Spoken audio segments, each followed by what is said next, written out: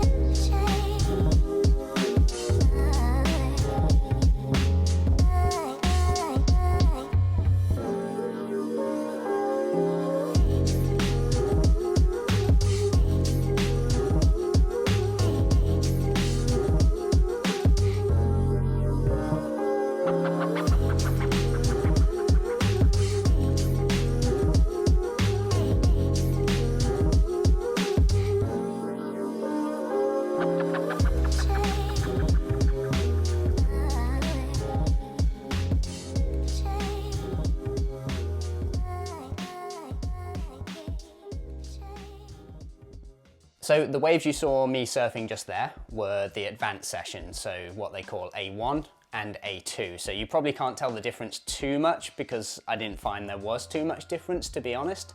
So the rights you saw me surf, they were actually just A2, and all the lefts were a bit of a mixture of A1 and A2. So yeah, you can't really tell the difference too much.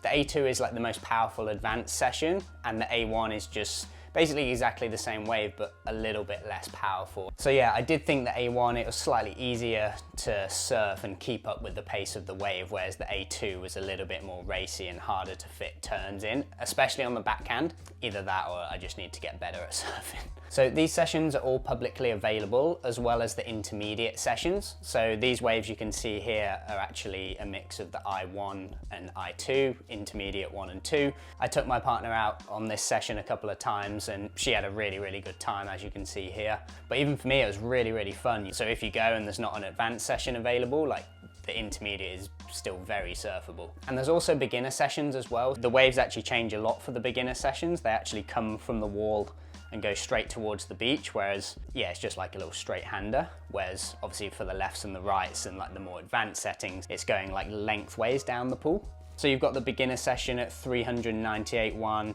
intermediate at 388, and the advanced session at 498. So with the public sessions, there does seem to be like a little bit of a mismatch with the setting and people's ability. There's so many times where, you know, you're booked into an advanced session or even the air session, and there's somebody who's still like needs to get help getting pushed into waves. So I don't really know what they can do about that, because you can't really exclude someone if they've paid the money. And I don't know if it's like an ego thing. People don't want to go to the intermediate session when they can do a certain thing on a wave, you know, they think they're like advanced now. So I don't really know how they'll sort that out, but it is quite frustrating when, you know, you've paid your money and you're doing an advanced session, or you've paid to do the air section, and then somebody's taking the wave in front of you that can barely make it to their feet and the wave gets wasted, which it's really frustrating to see that wave just peel off down the pool, you know, perfect wave just goes unridden. But the good thing about this pool, which is a little bit different to some other pools, is that if you miss a wave, you basically get sent straight back to the queue. I know in some of the wave garden pools, the person who does that does actually get another go sometimes, but this pool is nice and brutal. You get sent straight to the back. So yeah, when you're doing the session, when you're waiting for a wave, there's a lifeguard in the pool with you who basically, as you're queuing up, gives you a number as to which wave you're going to catch in the set. No matter what, at this pool it was 4 waves in a set maximum. I don't know if this is different or the same as other pools. If some of you guys have surfed Waco, is that similar there?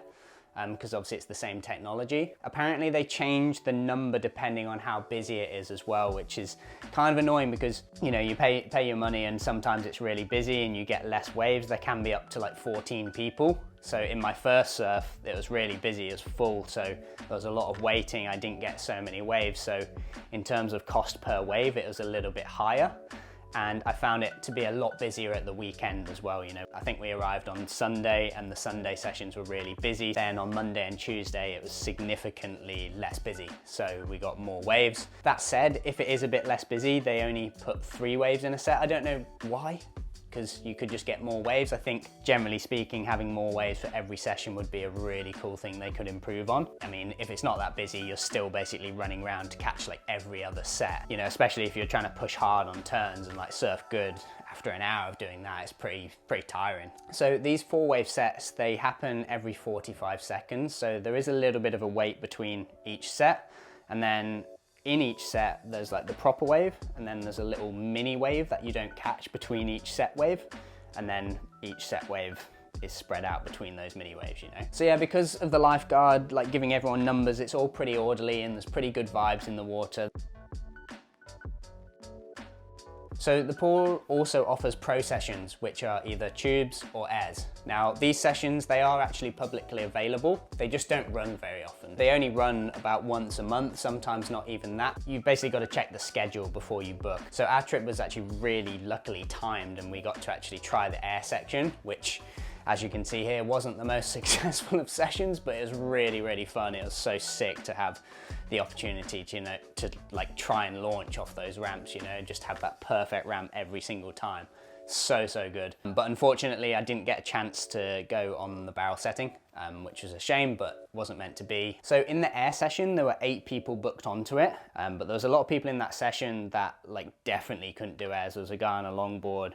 People have just got no chance of like actually ever landing one or even attempting one. Not that I can say much, I'm obviously not great at them, but I've got a sort of very slim chance of maybe being able to do one. So it made it really frustrating, and with the air session, there were 8 people and there's only 1 wave set. So there was a hell of a lot of waiting and queuing up just to watch somebody not even make it to the air section and just nosedive off takeoff, you know? I think the best way to do the barrel or the air session would be to get a few mates together, book a private session, and then just go hard on that, because you'll get a hell of a lot more waves than you will in the public session. I think it's around 1400 USD or the Chinese equivalent. So yeah, you're paying like $300 odd per person for an hour, which, you know, it seems steep, but if that's an hour of like perfect tubes with your mates or perfect air sections with your mates, it's, I don't know, it's probably worth paying from time to time.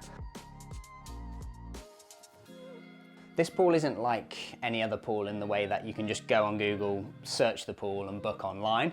Because it's in China, they don't have the same social medias and same search engines that we do in Western countries.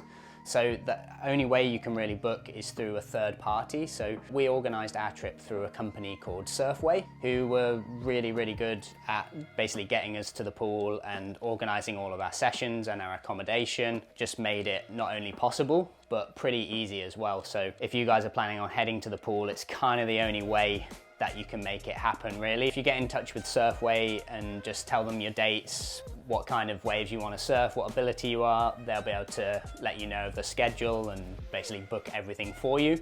And then when you get there, everything will be reserved. You just have to pay when you arrive. So yeah, I think one of the main factors that sets this wave pool apart from like a lot of the other pools I've been to is the level of the accommodation and just the resort in general. So as you can see here, the rooms were really cool. This is where we're staying. It's pretty sick. Nice big bed, surfboard decor, little desk area to edit clips. This bit's a bit of a mess, this is all our stuff. Storage zone, toilet, shower. And then the best part about the room, come through onto the balcony. Shut that up. And yeah, this is the pool setup. All these front-facing rooms have sick views like right over the pool, as you can see now, like people just flying along these little rights. You can actually sit in bed and watch the action from here. So the room price as well includes buffet breakfast, which can go down between like 7 and I think it goes until 1 PM. So this room was 1,031, but there are also some cheaper rooms without the view for 931, so it's a bit cheaper, but still it's pretty affordable for the size of room and like what you get for it, you know, including big breakfast, so you can fill up on that before you surf. And yeah, the resort's sick as well. So you've got all the rooms at the back here. You've got the pool in front with like surf school, rental places, changing rooms, lockers. And then you've got a little cafe. You've got loads of little restaurants. There's actually a supermarket called Lawson in the corner of the resort. And yeah, there's also little surf shops and basically everything you need in that resort. You don't really need to leave at all. You can either fly to Sanya or Haikou. And Haikou is a little bit further away from Sanya. It's about a 2-hour drive, but it's a bit of a bigger place and it has better connections, so it's easier to fly to internationally. Now, regarding who to fly with, it's pretty tricky to choose because a lot of the airlines that fly to and from Hainan are awful for surfboards. So I'd recommend choosing China Southern. They're kind of like the best of a bad bunch, really. Definitely avoid Hainan Airlines, Xiamen Airlines, Shenzhen I think is pretty bad as well. So on the way into Hainan, we didn't get charged for boards at all. And then on the way out, we got charged $120 US. So I don't exactly know where we stand with China Southern in terms of boards. You know, sometimes you might get lucky, but I think generally as a rule, you've got to be prepared to pay. So I'd recommend arranging your airport transfer through Surfway as well. And yeah, it's pretty easy. They can pick you up from the resort, drop you off back to the airport and whatnot. I was in boardies and a rash vest for most of my sessions and I was pretty warm. If it's a bit windy, a bit of a rainy day, I think a shorty or a short arm would be like the perfect thing to wear in the pool. So we were there in mid-March. For the nighttime session, I just wore 3-2 and I was perfectly warm in that. So yeah, definitely bring like a shorty with you just in case, otherwise you're in boardies. Actually paying for stuff in China, again, is a little bit more complicated than it is in any other country because they don't have the same payment system, so you can't just rock up and use your Visa or MasterCard or Amex. You have to do it through a third party. Before you get to China, you need to download either Alipay or WeChat. So for my trip, I used Alipay, and you just download the app, make an account, and then you just link your normal bank card to it. And then whenever you're paying for anything in China, it's got a QR code like in the app and you just scan that and it comes off your bank account. So it's super easy. Again, I'll leave the link in the description where you can download that. And yeah, just be sure to check your visa requirements for China because it's different obviously for different countries. I'm obviously from the UK, so for us, we get free visa on arrival now for 30 days, which has literally just changed like a few weeks ago, so it's super easy for us. The other bit of info that's really handy to know is that there's a massive language barrier. A lot of people don't speak English. I guess most of us watching don't speak any Mandarin. So having Google Translate and having mobile data so you can actually translate stuff is really important as well. Otherwise, you're basically going to struggle to interact with anyone. So if you're going for a couple of days, these are all the prices and costs you can expect. So this is the cost of a room for 2 nights, a few different sessions. You know, you've obviously got your breakfast included and then a couple of meals at the restaurants, maybe some cheaper ones as well at Lawson. I think that sort of price is what you can expect to pay for a weekend stay at the resort. So yeah, that is a summary of Riyue Bay Surf Resort in China. It was my first time to China, first time surfing that type of wave pool. And had a blast. So thank you so much to Surfway for organising it. Like I said, I'll leave those guys down in the description if you want to visit the pool as well. For like an all-encompassing like wave pool resort experience, it's really sick. You have a sick room, decent food, you know, it's just so easy, you know, so easy just to be there and book onto sessions and just surf your brains out basically. Like you don't need to leave the resort at all. So yeah, if you're up for going somewhere a little bit different, you know, it's China, it's a bit new, different language, bit more of an adventure, but still somewhere where you're guaranteed to have really fun waves, stay in a really cool resort. It's definitely a cool place to check out, especially if you're traveling through Asia like we were anyway. So yeah, I hope you found this video helpful. I'll leave Surfway's link down in the description if you want to find out more information. Otherwise, any questions, please comment down below and I'll be happy to help. For now, it's goodbye from me and I'll see you in the next video.